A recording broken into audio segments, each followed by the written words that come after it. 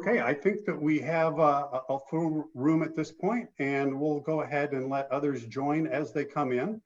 Again, thank you for joining this afternoon. I will note that you will be on mute for the duration of the webinar. However, if you do go to the menu bar at the top or the bottom of your Zoom window, wherever it happens to be located, you can ask questions via the Q&A button, which we do highly recommend. We'd like to hear what you have to say. You've probably also heard that this will be recorded and will be available on numerous websites afterwards, so that you can go ahead and recommend that your friends give it a listen here as time comes by, or if maybe you want to go ahead and hear something again, you can do that. To start off here, I will introduce Shariah Johnson, who will be giving us an intro from the National Association of District Export Councils. Shariah is the co-chair of the Education and Outreach Committee. Shariah. All right, thank you, Sean. Well, welcome, Oregon Deck. As Sean said, my name is Shariah Johnson, and I am the co-chair of the Education and Outreach Committee. My other partner in crime is Tom Dustman, who's not joining us today, but he and I work closely together for the NADEC. I bring you greetings on behalf of the NADEC and from Jonathan Supes, who serves as the current NADEC chair. A little bit about NADEC. NADEC's mission is to increase awareness and understanding of the importance of exports through education, legislative outreach, and engagement with DECs and other relevant stakeholders. Some of the activities of the NADEC include mentoring of local businesses in exporting, creating greater awareness in the business community, advocating trade policy and legislation, supporting exporters, and also by providing export training and education. In addition, NADEC hosts monthly webinars at a national level, as well as many other events such as our annual Export Council. I invite you all to visit our upcoming events page that's located on the NADEC website to view all the national and locally hosted DEC events. Hope to see you at future events. Thank you all for attending today. And now I will pass it over to Kelly Holloway with the Commerce Department. Hi, and thank you. So I'm Kelly Holloway with the Commerce Department, the U.S. Commercial Service. And I'm going to try to share my screen. Are you seeing our welcome slide? Not yet. Not yet.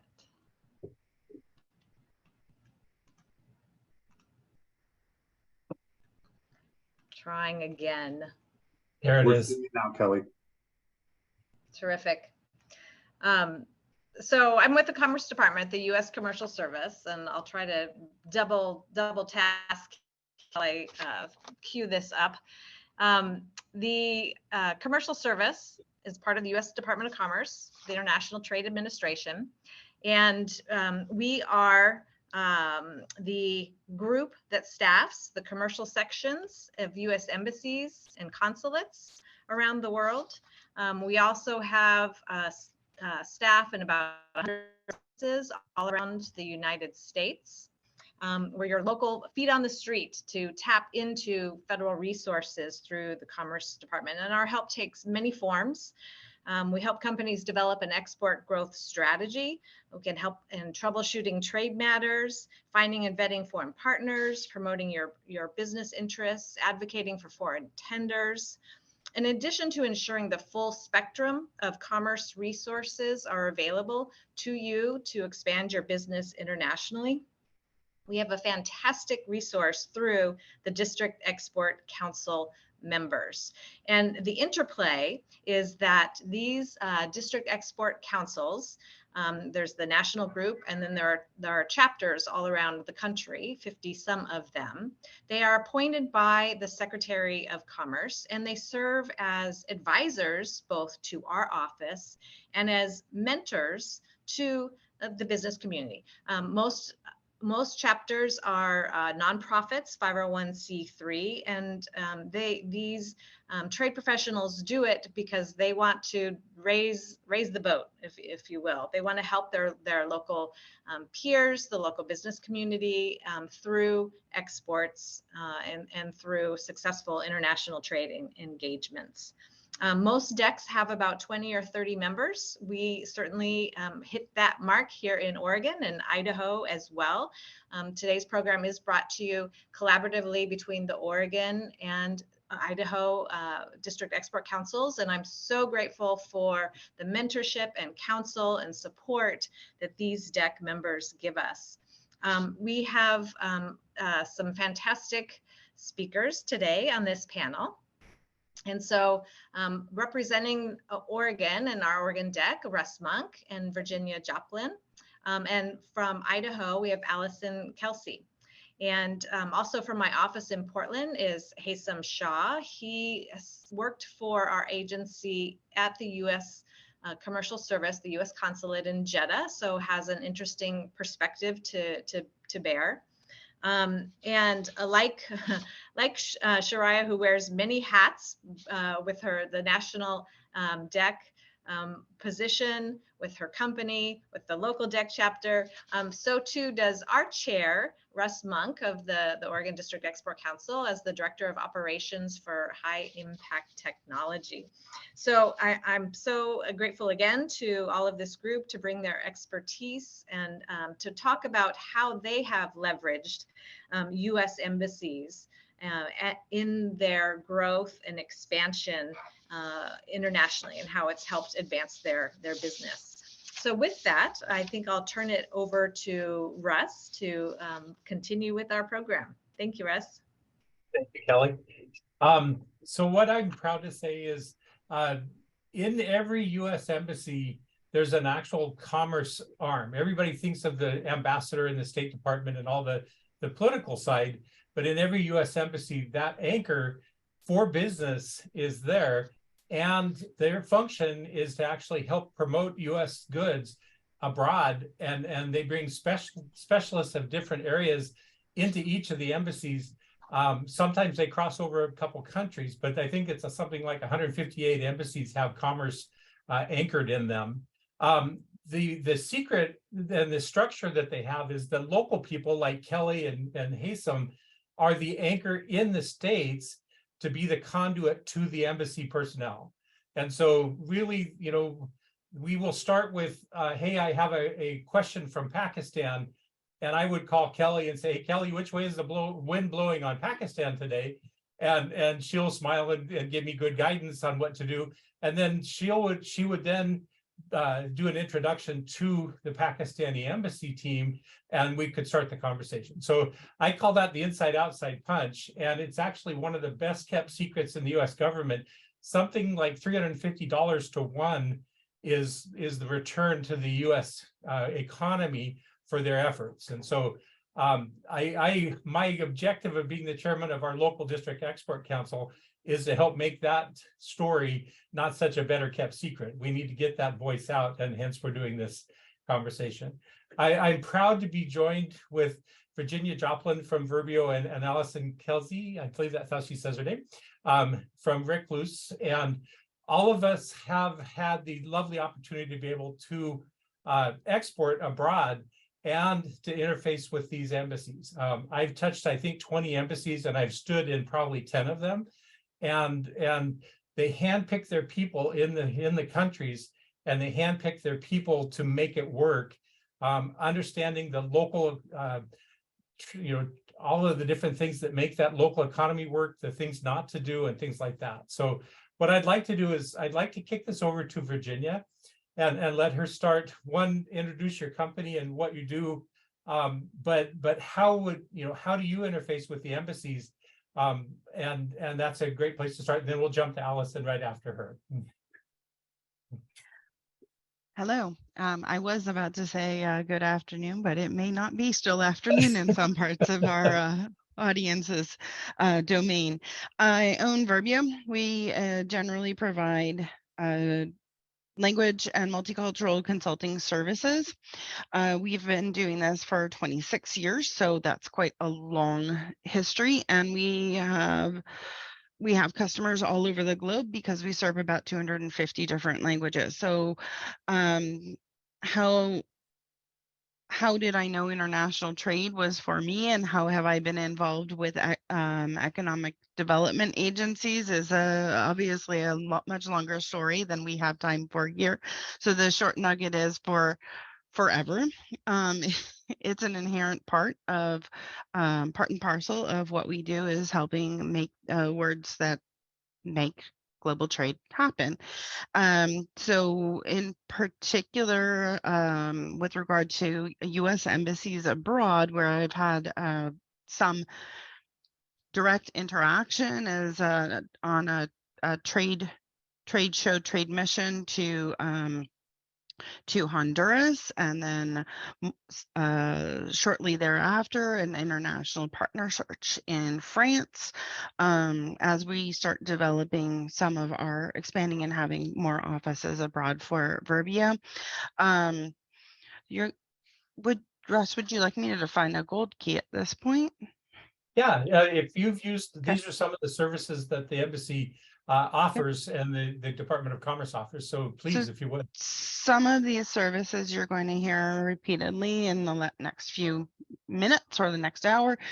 Gold Key service is effectively a B2B matchmaking service that is available to U.S. businesses who are looking to break into a new market. And you define we all know about marketing, developing our marketing campaigns and figuring out the demographics and psychographics of who is our ideal customer. Well, economic development agencies, including U.S. Commercial Service, but also state departments of commerce and others, can help us figure out how to go from this idea on paper to actually introducing us to those ideal customers or targets, at least. So this starts with, you define who you would like to work with, and you discuss that with your, in this instance, U.S. Commercial Service advisor, and they will help introduce you to somebody in the embassy, will help you, will find companies that match those criteria in that country that you're looking at. And they will, and that there are virtual and there are in real life, or rectangle and square world, as I have been saying lately, options for having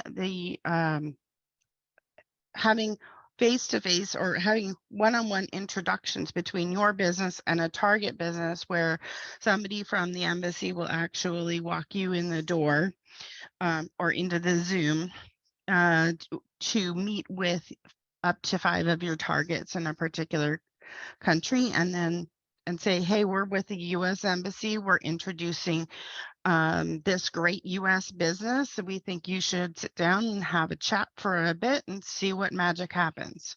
So those are Gold Key services where you get those cultivated introductions. If I could jump in with a quick comment, the Gold Key is, I think, $800 or $900 or something like that. I would spend $800 or $900 on phone calls trying to figure out who to talk to, and the embassy would build that bridge, and I could walk right across it. So that's a very valuable tool that she's talking about. Yeah.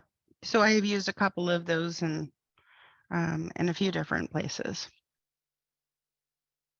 And then trade missions, you alluded to that. You've done just one to Honduras, is that correct? Or have you done more? No, I've done, I've been on both sides of these, on a variety of sides of these particular trade missions. Generally, I did one to Honduras. I did one to France. I've done a couple, and then we have provided interpreting services to help support trade missions but that's from a different angle, where we get to see other businesses getting introduced to their ideal customers. Lovely. So the conduit could run in both directions, is what that means. I like that. Yeah. Okay. And then we'll probably have another follow-up question in the mix. She got tasked / volunteered voluntold, I guess, I don't know, to do the Q&A part. So she'll be actively involved in that coming up. Allison, if you jump in, you know, your experiences with the embassies, how many embassies have you had a chance to talk to? Yeah, thank you. I'm glad to be joining everyone today. My name is Allison Kelsey. I'm the general manager of Recluse Racing. We are a company that makes clutches for all sorts of motorcycles, everything from little dirt bikes to Harley Davidsons. We have a clutch for a side-by-side. So we work in a very fun industry. But what I can speak to today is on behalf of a manufacturer who has consumer products. Our neighbors upstairs are a little loud, so I apologize if that noise is coming through. I've had 12 years with Recluse. My background is in actually psychology and alternative dispute resolution. So when I joined the Recluse team, I did not come to the table with international business background or training. And so my first experience was an actual Google search, not joking, not teasing, where I looked up export assistance in Boise because we were a small startup company. We did not possess that skill set in-house. And so I thought, well, let's see what I can find on the internet. Thankfully, I connected with the U.S. Commercial Service, the local export assistance center here in Boise with Amy Benson. And that was really the beginning of our experience locally connecting with resources, educational, the gamut that you kind of need to outfit your business for international trade. And then from there, when we were a little bit more prepared and educated, we started interacting with some embassies in Germany. We also did some work in India and a couple of countries in South America. So I know we're going to get into some storytelling a little bit later. And so I'll pass it back to you, Russ. Okay, thank you. Again, that better kept secret, at least you could find them on the internet. So we need to change that here. So my better kept secret, how I found the commercial service is I was flying into Turkey and I don't know anybody in Turkey. And I figured I need to get a hold of the embassy and have one phone number. If the world comes unglued, I want to at least have a phone number. And so I pinged the embassy, hey, is there anybody that could meet a businessman coming in? I'd like to know about the market. And about 3 hours later, a member from the embassy's commercial service pinged me back and said, when are you coming in? Let's have dinner. And started talking to me about this. And he said, by the way, you're in Oregon, there's a really good rocking group right in your backyard that you should know about. And I backed into working with Kelly and team from the Turkish embassy. So that's kind of a fun back way to get in there. One of the things that they do when you have local flavor, a piece of advice that he gave me is in Turkey, if you don't have your English contracts translated in Turkey and in Turkish and have them both stamped, the Turkish courts will not recognize you as an entity. Your contract does not. So he says, if you're going to go down this path, and that's just an example of how valuable local flavor is and how to do business in these local fields like that. I consider this inside-outside punch through commerce one of my company's superpowers. We invent technology to keep our troops alive and protecting military vehicles and buildings from bombs and things like that. And being able to interface with the different militaries around the world that the State Department allows me to, it's a critical part because it's a business to business a lot of times. I don't sell directly to any of the militaries abroad, but I sell to businesses abroad. And the face that I can bring when I come in with an embassy person, I'm a small business in Oregon, but boy, do I have this big friend. They vetted me. They actually understand what I do. They understand my needs. And when I invite a person from the embassy to come sit with me in my first meeting, graft and IP and things like that quietly just kind of dissipate, IP theft. And it brings the tone for a small business credibility-wise up dramatically. And so for me, that's a critical part of my secret sauce when I go on my international business trips is befriend the people in the embassy, trust them, and we'll talk more with Haysam about that kind of interface that way. And then, you know, have them guide me on what to do and what not to do. In many cultures, there's little tics like never show the bottom of your shoe in an Arabic culture. That is a disgrace that you're pushing upon them. And so I learned how to sit flat-footed in my meetings, you know, and things like that. So that's a local flavor that way. The thing that I really think is important is when you interface with the embassies, you actually have to do the work. Their job is to open the doors, facilitate the conversations, but they're not there to sell your product. They're there to open doors. And if you have to go in with your eyes open, that their job is to facilitate this, but you still have to do the work. And anytime you're selling internationally, you add a lot of time and a lot of extra, processes to get something moving. The embassy teams expedite that, and they can actually guide that so much more dramatically in that. I would founder in a lot of these cultures if I didn't know what to do and what not to do in that. One of the things that I had a great success with is we had a trade show in Spain. It's their big military trade show. The embassy set up 8 meetings, maybe 300 yards between the 8 meetings in 4 hours. And we had sit-down meetings with the CEOs of 8 different companies and the head of R&D and head of protection for 8 different companies in that span.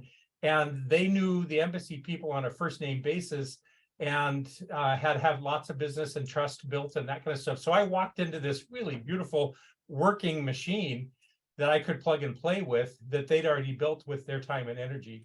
And so, things like that is a critical, move in my mind.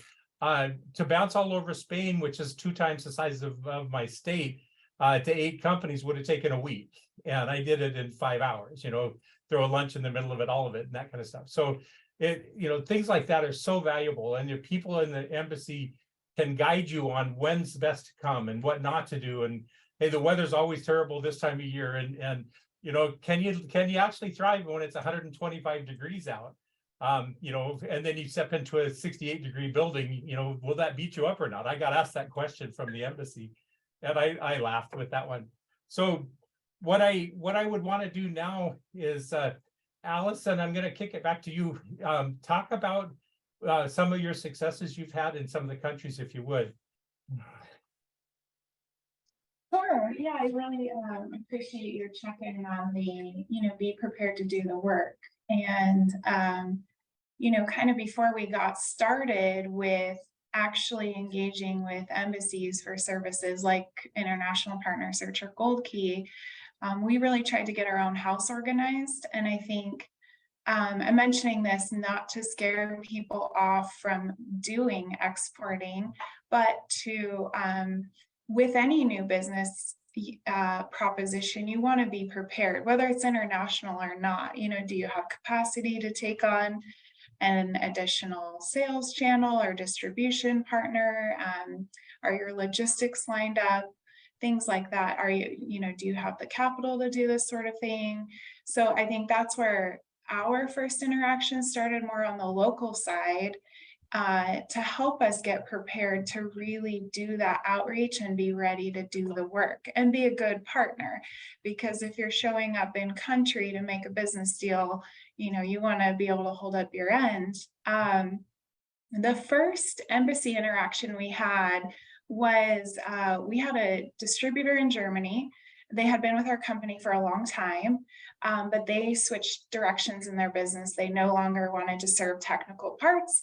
And so we needed to find a new distributor, and fairly quickly, to avoid market disruption, right? We didn't want to just leave that open-ended and kind of leave those customers in country without support. So we reached out and we did, at the time it was called an international partner search. I think Haysom can correct me if I don't get the lingo quite right, but that was to help us identify who are the key players in that market that may be possible. In our case, the sales channel was through distribution. So who are those, distributors in country that can be vetted, maybe, make sure they actually have that physical building they say they have a good credit rating, they have a good reputation. And so that's where the team in country did that research on our behalf and handed us a list that we then opted to do the work ourselves to engage with them. We may have had a few introductions, but that was a fantastic starting point because we didn't know, we weren't in country, we weren't traveling there trying to piece all of these things together. So it was a very helpful research project. And I think one thing I'll mention, when we were getting started, we have a very niche product. So it is clutches for motorcycles. And at the time it was really for dirt bikes. So we were a little bit skeptical that, someone from an embassy in Germany could find this niche partner for us. And really, I think they are used to doing this. They're accustomed to doing this work, immersing themselves in the nuances of your business, and then being able to reach out. Now, you have to give them that information to help them be successful, but I thought it was a really great learning experience. We kind of underestimated what was possible. And I just mentioned that because I think it's pretty natural to be skeptical, especially when you're in a very nuanced field. Our kind of second experience, would you like me to keep going, Russ, or do you want to? Okay. Okay. Our second experience was we wanted to evaluate some markets in South America. So we had inquiries from various potential customers saying, we would like to sell your product. And while you love those inquiries, and it's how we got our start by just saying yes, we really didn't understand what it was like in Brazil, for example. We know taxes are very difficult there. Our product is a higher end product. So we engaged in a gold key service to really do a comprehensive look at the market, what the landed cost of our product would be, kind of getting some understanding of that. Again, looking at who are the players there.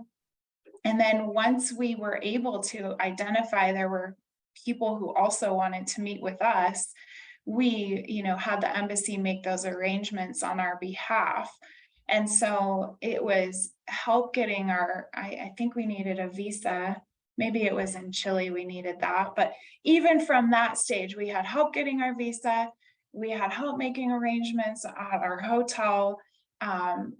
Transportation, I think, interpreter, we showed up to the business meetings that were arranged with us or for us, just fully prepared with all the tools we needed to have great dialogue about what was possible in that market for our product. And, what we learned from that was actually we were a little bit early for that market. So people thought we had a great product. If we established great contacts, but we learned, hey, they're not really modifying their motorcycles at this point. So this is something we need to keep our eye on. We did the same thing in Chile, and it was just seamless, very professional staff in the embassy, very welcoming, and really solid outcomes, clarity for our business on what we needed to do next. If I might jump in, just because I think a question came in which was so relevant to what you all were just teeing up, and maybe as a good segue to Haysam as well, is what's the best way to create these relationships with embassy people, and how can we get in contact with them? So I don't know, maybe Haysam, that would be a good segue for you. Yeah, if you unmute Haysam, we'll jump in together on that. Virginia, I have one more question I'll throw at you at the end, so just hold that way as well. So Haysam, my experience is now, after I understood that there is a contact in Portland, Oregon, that has a very lovely group of people I get to work with. It starts there, and they will actually start building the bridge, and that early part where they have to understand what your business is, what the flavors are, your size, number of people, what your resources are, what markets you should not be playing in, and that kind of stuff. There's a tremendous amount of guidance that comes from the local offices before it even gets kicked over the pond. And then, so Haysom, representing a person that lived in the and anchored into the embassy, and Kelly did too. But what would you like to see, and how would you like these relationships to start building? They're friendships that last a long time. I've come to find that out, and I love that. But if someone is reaching out to you, what do you like to see as a beginning, arc to start? Right. Yeah. I'm hoping I'm audible, and thanks, Russ, for moderating, and great to see so many familiar names in the list of attendees. Lots of questions to answer here, but short answer: to reach out to us, give us a call. A lot of companies have said, hey, you guys actually pick up, and we take great pride in being very readily accessible. Give us a call, shoot us an email, and we can start talking about our presence in many of those foreign markets, and what the best route to getting access to our staff over there may be. And I really want to underscore that our staff overseas, and I'm not just saying this because I served there, but they really are the lifeblood of our agency.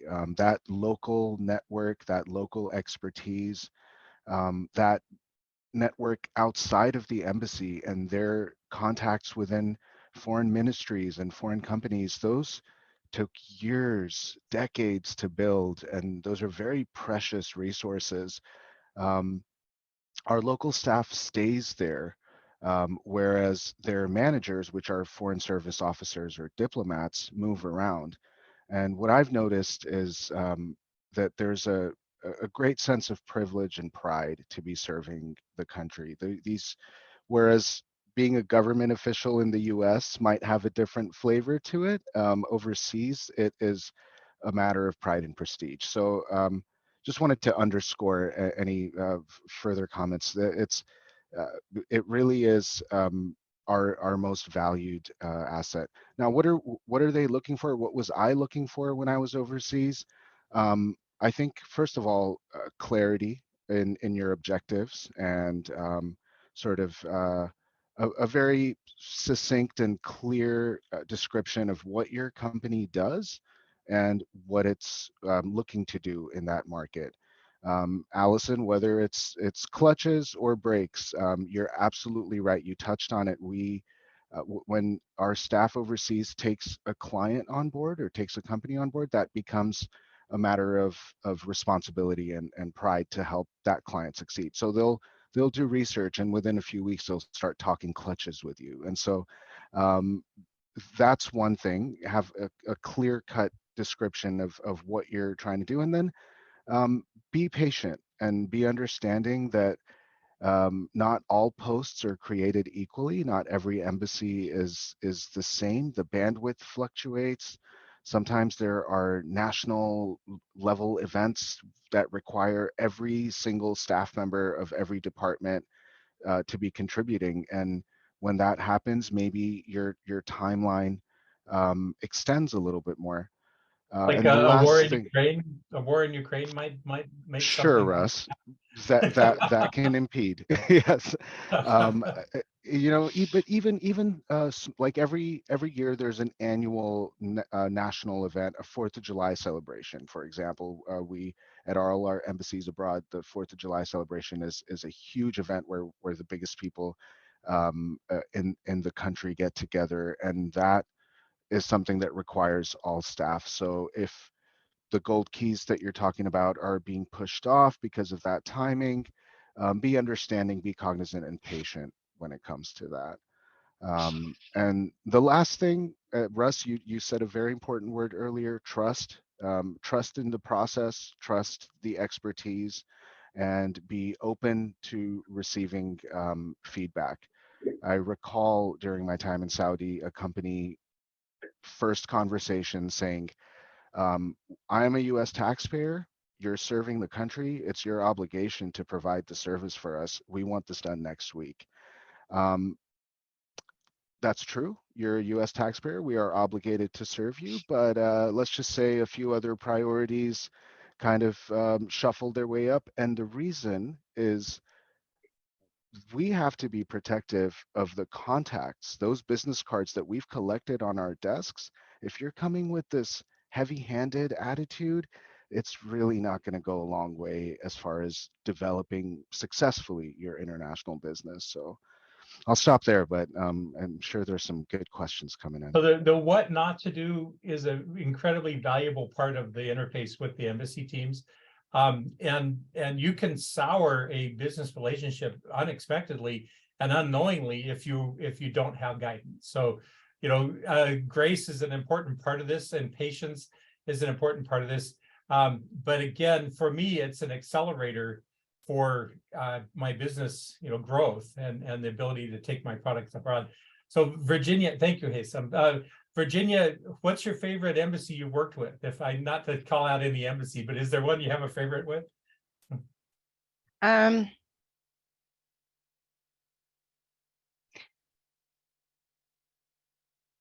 How's that Can for I a actually, question? yeah, that was not the question I was expecting. Can I build on Haytham's comment about patience? Absolutely. Okay. Yeah. So patience is one thing when we've got a holiday or a big event planned. I got sandwiched between for my France event, and this is not a slight. This is just an explanation that sometimes there are additional resources that one can pull on, but one needs to be creative. Small business has to be creative. Or an exporter has to be creative and pull in from multiple places to get resources that you need. So that's my moral before I set off. I had been planning my trip to France, and it for many months, and somehow there was an incident in 2018 where everything shut down. You mean the federal government shut down? The federal government shut down. So Kelly and I had many talks, and my trip was planned for about it was planned for March, so that was about 8 weeks after the government reopened, and the Paris Air Show was in June. So that would be an example of one of those events that all of the embassy staff are on deck to support, is the Paris Air Show. So what wound up happening is I pulled resources from a variety of really creative directions. Kelly and I had many conversations. She helped with an international partner search through the embassy in Paris. I sent letters of introduction to a whole variety of companies that fit my marketing target. So it was like a letter of introduction, but there was not the capacity due to being sandwiched between those two events to run a full gold key service. Okay, so that's piece one. So I got a really great contact out of that particular letter being sent out, and I had a conversation with him this morning about a project we just delivered to a satellite company. So that's part one. Part two, I wanted to mention, don't discredit the State Department of Commerce, because they have funds to help pay for the Gold Key service, for example. Developing culturally appropriate marketing materials, adapting your website to suit international e-commerce, to learn about trade compliance issues. These are called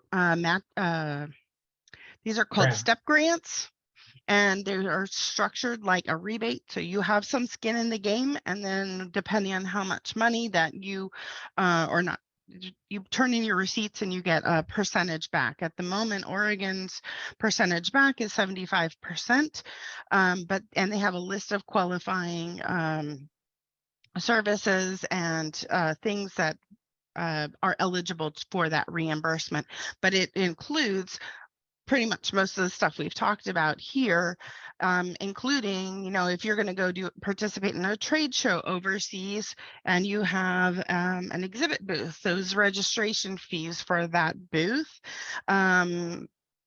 translating marketing materials, travel expenses, and a variety of other things. And it does vary by state, so check with your particular state government, but this is something your Department of Commerce in your state can help support.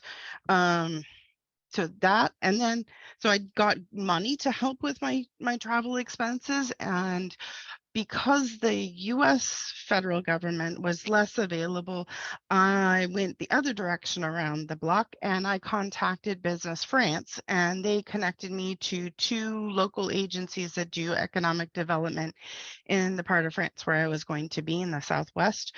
And I got the equivalent service from those local agencies. So they walked me in the door, 5 different manufacturers in southern France. They got me a ticket into a convention that was specific to the industry that I was looking to connect with. And they basically took me around town and explained to me all of the needful steps to help grow my business as we're expanding our reach to French companies. So patience, but also creativity. Thank you. That's great. One of the critical things that I also have with my team and what we've had to work with Commerce is they're the conduit to a whole bunch of the other agencies. The Small Business Administration, the STEP grants come through that. They know, who to touch, how to go down that path. XM Bank for international banking support. There's a whole range of services that these teams have that they can point you to. It's not directly in their wake, but boy, they sure can point you that way. And also that what not to do in some of that falls in that as well. So probably my favorite story I had was in Jordan with a company that had a beautiful website. We had a huge rocking program looking like it started. I talked with the embassy and the guy said, "What's the address?" They're supposed to be local. And I gave him the address. And he said, "That's on my way home. I'll drive by them on my way home." So the next morning I get a ping. It's a garage rest. It's a facade. You probably don't want to go down this path. And we were right on the edge of something really moving, a lot of dollars moving back and forth and all that. That would have probably been a catastrophic mess if we had gone down that path. So that's a lovely example of what not to do or what to do so that you don't have to do it that way. I think it's time to let's kick over to some questions. Virginia, if you would, you could cue those up. Sure. So I'm actually going to start with a question that came off of the registration form. There was a question about whether the webinar would be recorded. As you can see in the corner, it is. This will be available on the Oregon Ducks website and probably in a couple of days. So if you have a colleague who was unable to join us here today, never fear. There is a solution. They can still get this fun information. So I'm gonna post this in the link in the chat, but I'm gonna have to ask Sean to reshare this. So there's that one. And then also please feel welcome to join the conversation on Oregon Ducks LinkedIn page and ask questions or chime in with ideas of things that have, your great experiences or challenges that you face too. So we can keep the conversation going. So there's that.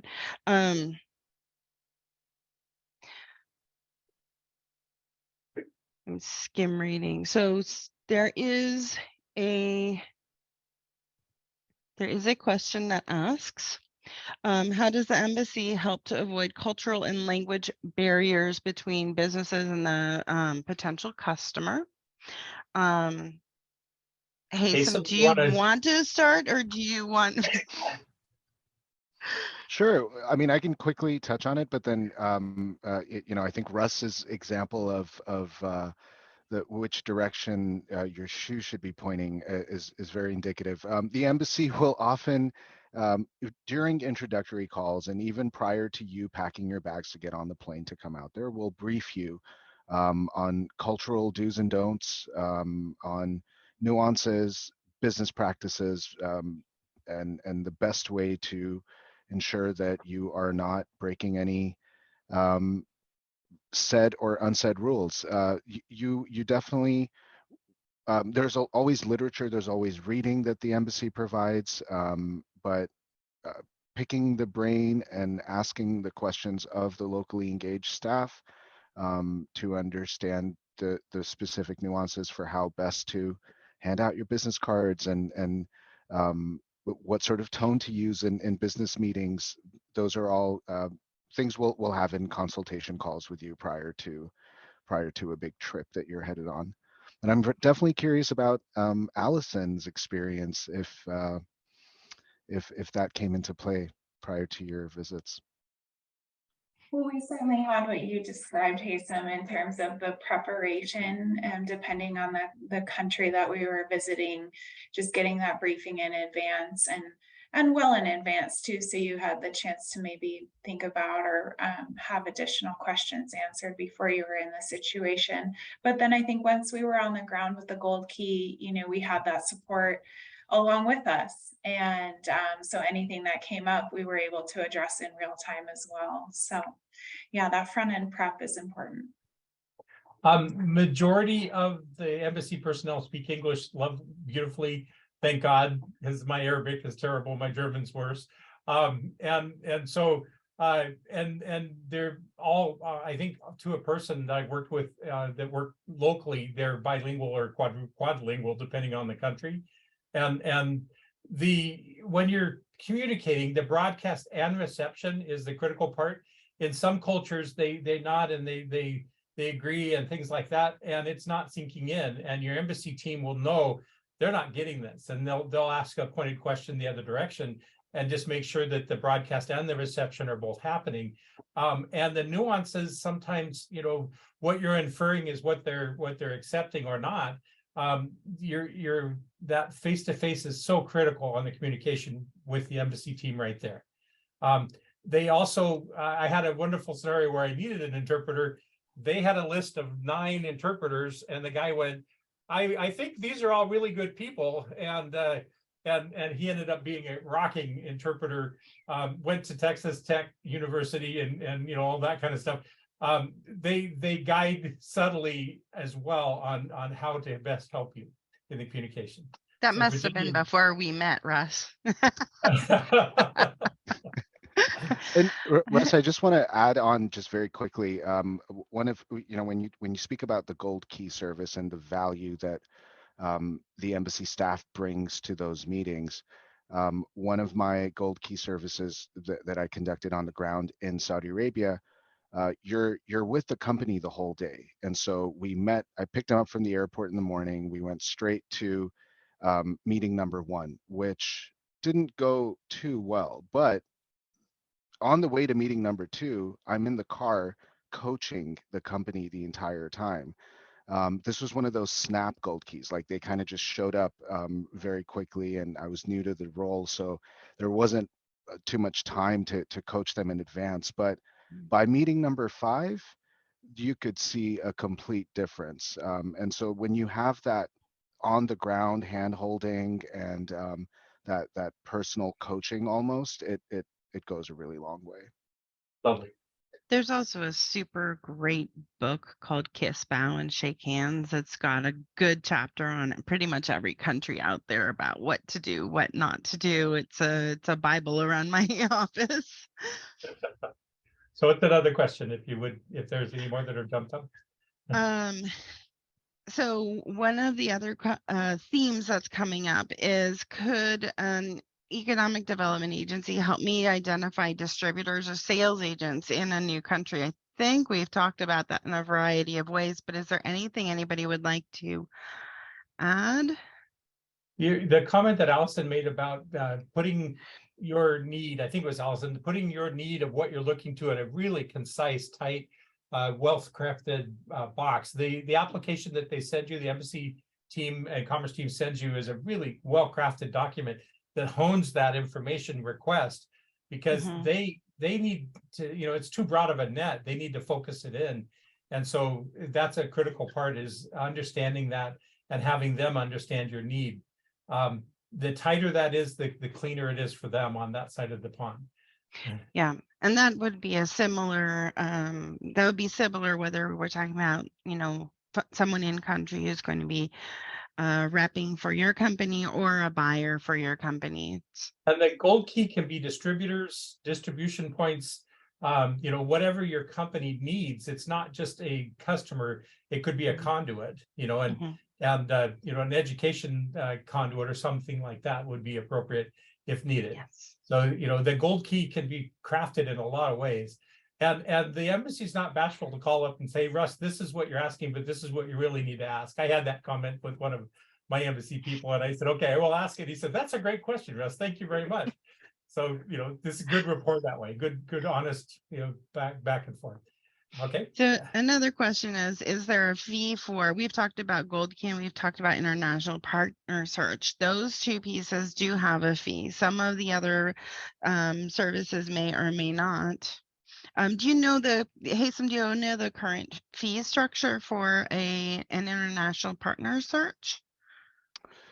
Yeah, I believe it's Roughly? $900, and it's on the website. Now, our services, our menu of services, yes, those are charged, and those are services you have to pay for. But one thing I want to emphasize is access, and that introductory call is not charged.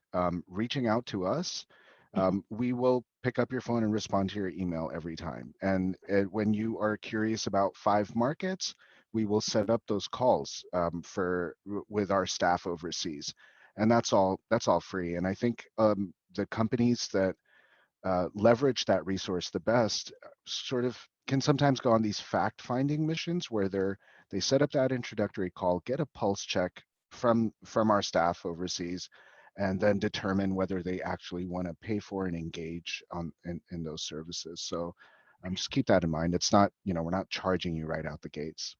And it's appropriate to have a charge, because if you had no skin in the game, it would swamp the powerful people and the talented people. And so having a skin in the game, it's a nominal fee for what you get out of it, but it's appropriate to have a fee for some of those services. And there's plus we figured out, or as we mentioned earlier, the STEP grant will help offset some of that fee. We reset our entire website here at High Impact Technology to have an international flavor, and our STEP grant through the state of Oregon, through the Small Business Administration, paid for 75% of my revamp of my website. That, for a small business, that was a huge contribution. So that's a lovely example of some of these resources that are out there. Is there another question that's jumped in? Sure.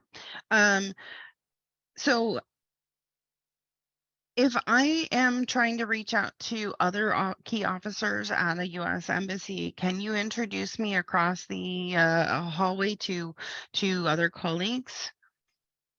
Like the State Department? Maybe defense attaché, regional security officer. Those were some of the examples. So Haysom, you could probably jump on that one. Yeah, that's the regional security officer is definitely you got to understand the workings of an embassy and the individual mandates of each department. The regional security officer is tasked with ensuring the premises and the staff that work at the embassy are secure and safe, and that's priority number one. There are definitely, there is a camaraderie and there is a closeness within the halls of every embassy, and You can sometimes walk over to a different agency and pick their brains on certain matters, and there are projects of mutual importance at times, but I would say that it's probably not, it's not as easy as picking up the phone and just locking in that appointment. We can knock on the doors and we can ask, but it's the responses will vary. One example, if I could jump in, some of the really big pieces of business where you're competing with other countries for an airport or some major piece of work or something like that. A lot of times the commerce people will get all the right pieces put together, and then the ambassador will actually go in and fly the flag of that event or of that program. So the thing, again, your local people and the embassy people will know how to guide something like that. But if it made business sense and helped the chances of the American business getting that business, the ambassadors pulled in, and that happens. We've had one scenario in our little company that we had that with, but there's a whole range of horsepower that these medium to small businesses have a chance to engage in. And I look at part of the focus that I find with Kelly and Haysom and team. We're a small business, and Boeing doesn't need the same kind of services that I need. Boeing has whole departments that do this for a living, where the commerce team that we work with the medium and small business to help amplify their effect and their ability to go into the world to grow. And I think that's probably the biggest takeaway. I call this one of my secret powers is plugging into these guys, because you're force multiplying times 150 embassies worldwide, and what to do and what not to do is such a critical part of that. So I just think don't be bashful to reach out to say, here's what I'm dreaming. Is this a good idea or not? Or let me introduce you to my company and see what this makes sense. There's regional strategies, like we need to move into South America, and they'll go, well, these 3 countries you don't even want to touch. One of them you go to jail on, and things like that. And they say, there's political strife between these 2, and they will help guide you on a regional strategy. Then engage the embassy. So that inside-outside punch is such a critical part of the conversation here that we look at. I think we have time for one more question, Virginia, if you would. So there are a couple of questions that tie into, are there financial supports beyond STEP grants that the government offers, such as, Russ, I know you touched on this earlier, Exim Bank offers letters of credit, right? And there's an SBA loan program called Export Express that's offered by some banks. Can we think of others? Yeah, there's the Small Business Administration that interfaces with the commerce. There's a whole bank of services that they can connect you with, and some of them are you need to upscale to be able to take an order from a foreign country, and I'm going to need about a year's worth of working capital to do that. That's an example of some of the programs that interface with commerce through SBA. And so having your local people, the Kelly's counterpart and the Amy's counterpart with Allison, they are skilled in how to guide your companies that way. And then there's a lot of resources that are out there, and there's a lot of risk aversion programs too. Like if I don't get paid, there's a program that they can actually buy an insurance policy to get paid, things like that. So this is a much broader conversation than what we have today, but it's such a critical part of the conversation, that being able to weave all of these pieces together to help your company grow is a critical part of this. So I look at that. I know within the Export Council, we have 25, 30 members, and we all have different strengths. Yep. And I'm sure the same is true with the deck in Idaho, where Allison belongs. Some of us are good at language. Some of us are good at knowing how the market works in these 5 countries because we've been there, feet on the ground. Some of us are really great at being, freight forwarding or coaching on exporting agricultural products or food products or some other, speciality. So in addition to everything that we've talked about in the last little bit, that the point is that there's no wrong door. Reach out, whether it's to the U.S. Commercial Service, whether it's to a deck member, you're going to get introduced into an entire maze of opportunities and resources that are mostly all here to help re-guide you in a constructive way to accelerate your business. And so, Kelly, did we miss anything in a good overview of this relationship with the embassies? I think you touched it very, very well. There are so many threads. And you made the point, which is key, which is it's a collaboration. And there's a lot of tools and no solution looks the same. And so coming with that nugget of what you're trying to achieve, then through experienced Export Council members who have used those resources, through insight from commercial service staff like Hasten, like myself, that know which threads to pull on, we can collectively work to help you be successful. So if it's about trade financing, we'll pull in those resources. If it's an advocacy for a public tender, does it need to be an ambassador level? Maybe it's a senator. What can we do around that? Due diligence and vetting, finding new partners. All of those pieces can come together to help you be successful. So don't ever hesitate to ask. Please know your local commercial service office, because that's the easiest conduit for embassies, to the point of other departments, wanting to knock on the Office of Defense Controls and whatnot. It's not always in their mandate to be marketers and salespeople for U.S. companies, but it is ours. And at the embassy, we will bring, the holistic team to meet your needs, and know, whose mandate is what. Lovely. So I just want to thank all of our people that joined us via Zoom, and all of our speakers this way. I'm honored to be the district export locally in Oregon and Southwest Washington, the chairman. And I believe that exporting is a contact sport. So this is a time to reach out and contact your talented people, both in the district export councils and in the embassy teams and the local commerce teams. They're wonderful people to work with. They handpick their people, both stateside and abroad. Pleasant, and their dictate is to help U.S. companies succeed in their exports. So you're tapping into a massive, massive resource. So that's my last 2 cents. So I just want to say thank you, everybody, and how much we appreciate being part of this. Take care, all.